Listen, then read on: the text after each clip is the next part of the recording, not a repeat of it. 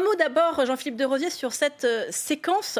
Est-ce que vous partagez bien les craintes qu'a pu évoquer Esther Benbassa sur les atteintes à la liberté d'informer, notamment qui peuvent être suscitées par cette proposition de loi sur la sécurité globale?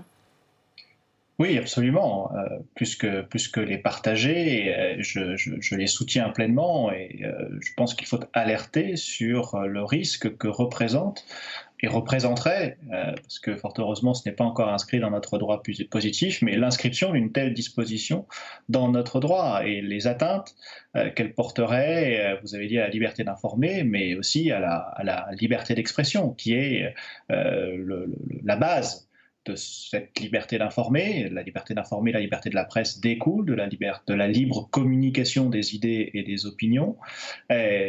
Cette liberté est inscrite dans notre droit depuis 1789, puisqu'elle fait partie intégrante à l'article 11 de la Déclaration des droits de l'homme et du citoyen, laquelle précise bien que c'est l'un des droits les plus précieux de l'homme. Pourquoi? Parce que c'est le fondement même de notre démocratie.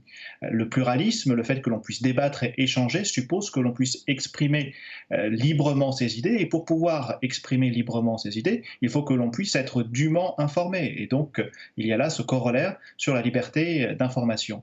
Et la réponse de Marlène Schiappa, effectivement, c'est une belle réponse de principe, mais on voit bien que dans les faits, dans la réalisation, ça va poser problème. J'attire l'attention sur ce qui s'est produit pas plus tard que hier à Paris, à côté de l'Assemblée nationale, avec certains propos de certains policiers. Alors, il faut prendre cela avec réserve, parce qu'on ne connaît pas exactement le contexte, mais lorsque l'on voit qu'il peut y avoir des débordements à l'égard de journalistes, de la part de policiers et gendarmes, lesquels soutiennent qu'ils ne pourront plus, à compter de l'entrée en vigueur de la loi, faire ce qu'ils sont en train de faire, c'est-à-dire les filmer, on voit bien qu'il y a là une incompréhension et un véritable risque de débordement, un véritable risque sur notre droit à l'information, notre liberté d'expression, fondement de notre démocratie. Jean-Philippe Derosier, votre réaction à ce que vient de dire Philippe Bas, cette nécessité de faire le distinguo entre des journalistes professionnels en ligne et des personnes qui peuvent inciter à la haine en ligne.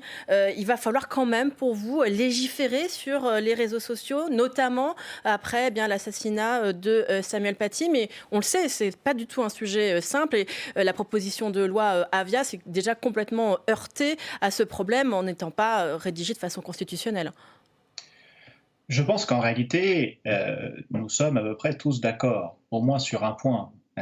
On ne peut pas permettre que la haine, qu'elle soit en ligne ou ailleurs, se propage. Et c'est exactement le même point pour les policiers ou de façon plus générale. On ne peut pas permettre que cela se propage et c'est précisément une limite à la liberté d'expression. On a la liberté d'expression, mais dans la limite de l'ordre public et des nuisances qu'elle peut causer à autrui.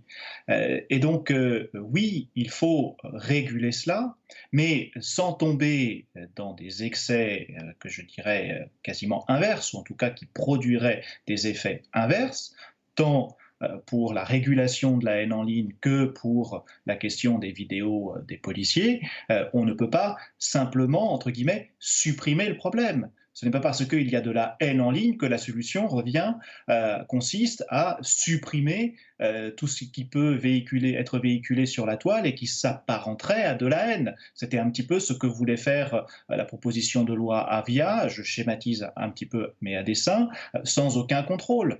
Et avec la question du floutage ou non des vidéos des policiers, c'est pareil, on ne peut pas supprimer le problème en disant purement et simplement on va supprimer la diffusion des vidéos, même si les vidéos existent mais qu'elles sont stockées quelque part. On sait très bien qu'elles n'existent que si elles sont diffusées, qu'elles peuvent être vues. Alors oui, il faut lutter contre des individus qui n'ont d'autre finalité que de susciter, générer la haine et entretenir justement cette haine anti-flic, comme on l'appelle. Cela, c'est condamnable, mais des journalistes ou des individus, des citoyens qui sont simplement des lanceurs d'alerte, comme le disait le sénateur Marie tout à l'heure, ont le droit, doivent bénéficier de cette liberté de s'exprimer et d'alerter pour le bon fonctionnement de notre démocratie.